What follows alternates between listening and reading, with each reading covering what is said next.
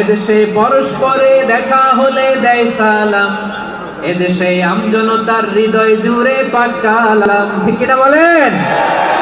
এদেশে পরস্পরে দেখা হলে দেয় সালাম, এদেশে আমজনতার হৃদয় জুড়ে পাকালাম। এদেশে খারাপ হলে সর্বজনে সর্বক্ষণে দোয়া পড়ে ইন্না লিল্লাহ সুবহানাল্লাহ সুবহানাল্লাহ সুবহানাল্লাহ সুবহানাল্লাহ। এদেশে আজান শুনে সূর্য ওঠে শহর গ্রামে, এদেশে আজান শুনে সূর্য ডুবে সন্ধ্যা নামে।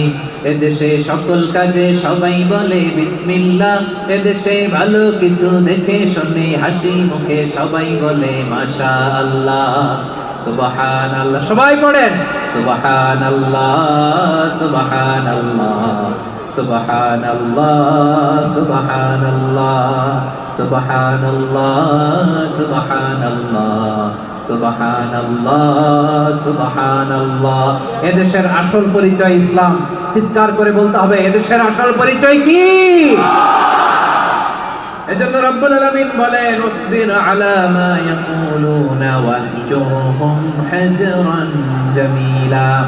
ও নবী, ধৈর্য ধারণ করেন, ওরা যাই বলুক আপনি মন খারাপ করবেন না, ওদেরকে আপনি ইগনোর করেন, ওদেরকে দাম দেওয়ার দরকার নাই। ধৈর্যই আমাদের শক্তি, ধৈর্যই আমাদের সম্বল। ঠিক কিনা?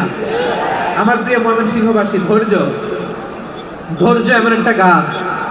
আমার দিকে তাকান, খেয়াল করে শোনেন, জরুরি কথা। ধৈর্য এটা এমন একটা গাছ যে গাছের চারিদিকে কাটা, কিন্তু এই গাছের ফলটা বড় মিষ্টি। ধৈর্য এমন একটা গাছ যে গাছের চারিদিকে কাটা, কিন্তু এই গাছের ফল বড় মিষ্টি, সুমিষ্ট। ধৈর্য যদি ধরতে পারেন, এর ফলাফল দিব কে? আমরা 16 বছর ধৈর্য ধরছি না? এই ফলাফল আমাদেরকে আরশের উপর থেকে দান করেছে কে? বিপদ আসবে, জুলুম আসবে, একটু ধৈর্য ধারণ করবে, ফলাফল পেয়ে যাবে। ঠিক কিনা বলেন? এজন্য আল্লাহ বলেন আস-সাবিরিনা ওয়াস-সাবিরাতি, ধৈর্যশীল বান্দা বান্দীদেরকে আমি বড় পছন্দ করি।